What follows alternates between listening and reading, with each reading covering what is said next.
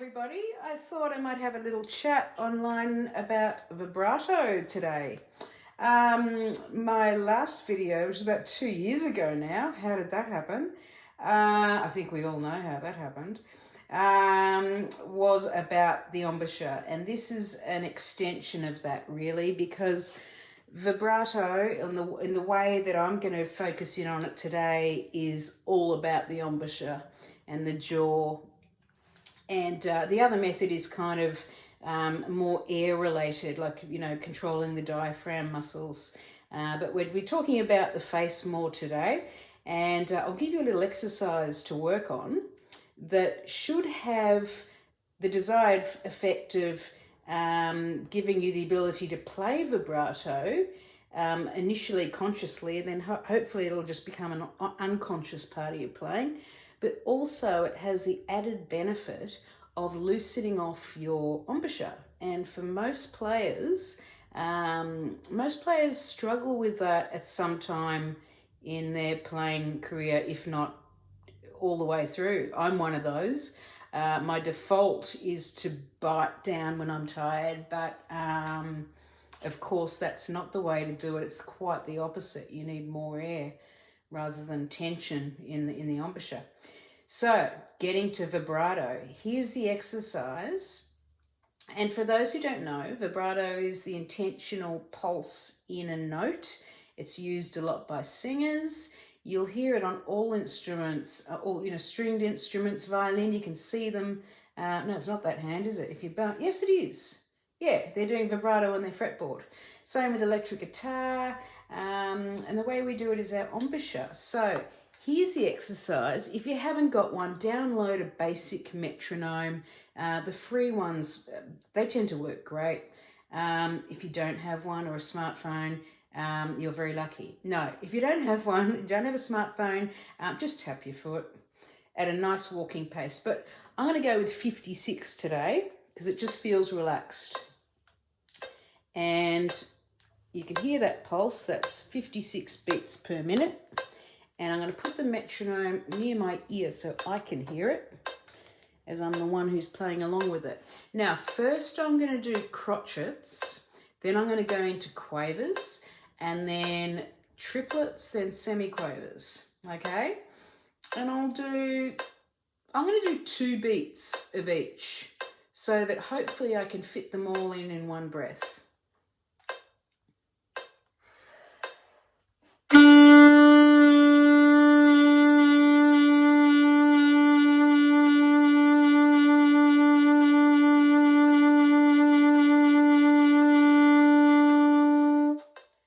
So a little bit of air left there at the end, so I just held the note and I did a bar of semis at the end.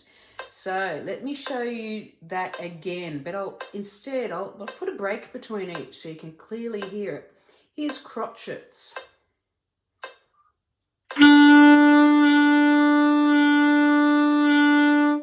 Yeah, that was 4. Now here's quavers. You'll get 8 of these. I'll do a bar of quavers.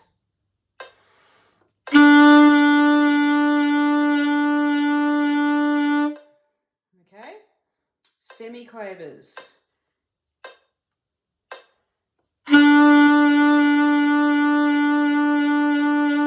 Okay, so that was 12. 3, 6, 9, 12, yes. And 16th notes. Here we go. Semi-quavers. 3, 4.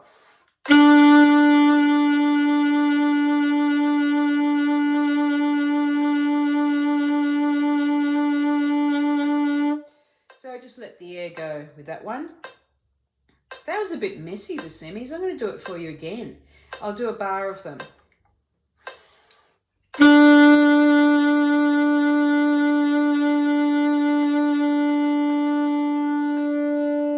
a bit of a sustain note on the end. Okay, so now I know that doesn't sound awesome, but the intention with this exercise is to not give you, here we go, there's your vibrato, go use it. It's not about that. It's more about learning to manipulate your embouchure and control it, because when notes go out of control, the reason is because we can't we can't adjust our embouchure quickly. Just like a kid will fall down, they'll walk across a room, a baby who hasn't walked, you know, they're in their first sort of year of walking, and they can't save the fall, okay? Or a drunk person, they can't save the fall. They don't have control. So when we get squeaks or a note that is out of tune, or just the tone's not right, or we've kind of reset our embouchure unintentionally, and we're just not in the right place. All that stuff, by learning to control your embouchure, you can fix it really quickly. Okay, so vibrato. The practicing of vibrato is a really good thing for that. Now, using it is a different thing. I found just listening to players unintentionally, I just took on the style of vibrato I was listening to. And growing up, I was listening to people like David Sanborn, Phil Woods, Eric Marienthal, Sadeo Watanabe, Grover Washington a bit, or mainly the alto players, obviously. But as this is an alto, it might look like a tenor on me, but that's because I'm small. This is an alto, people. You can tell by the neck. So the tenor has the curvature in it. So I'm going to demonstrate a little bit of vibrato for you to finish up today. And I'll do it at sort of different speeds, but more in the way that and I'm going to leave some notes intentionally straight, because I just don't think it sounds great to have this ongoing vibrato all over your playing. It just, you don't have the contrast. And with music, it's all about contrast, isn't it? You know, contrast of dynamics, contrast of tone, like you need a wide palette of different sounds. So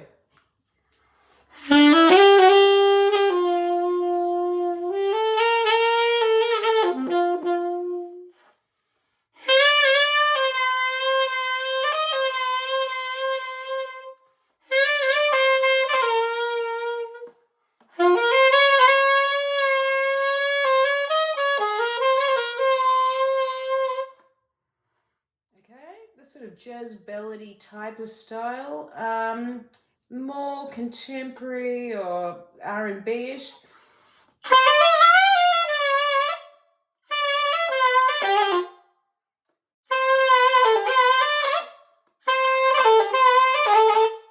Okay, that sort of thing. It almost can act like a reverb sometimes. It can sound like an effect, especially if you're in a room where there's a lot of hard surfaces. You can get your sound to bounce off the walls a bit. You can really get that. You can enhance it with the vibrato.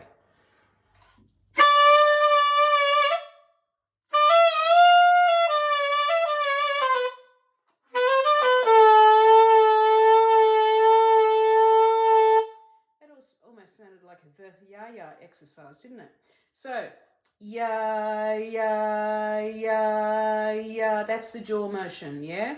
Ya, straight down, not forward, definitely not up, because that would cause bite, wouldn't it? It would be tightening, and you'll know straight away if you're doing that. So, it's really a pitch. It's a pitch drop, but you've got to bring it back. You've got to remember what the principal tuning of the note was. You know, you've got to return to it, otherwise it's an awful sound. So think pitch-wise, don't go with the vibrato. Think about the note that you hit and try and keep it there. Like you're singing, you know, you've got to have that, you've got to pre-hear these things.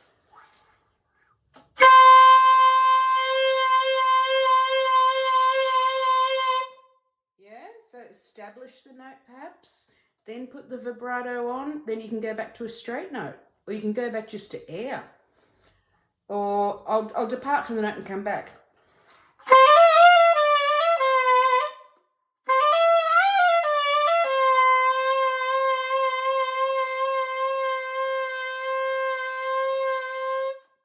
Yeah, that sort of thing. All right. Thanks for listening, and I hope to see you soon. Bye for now.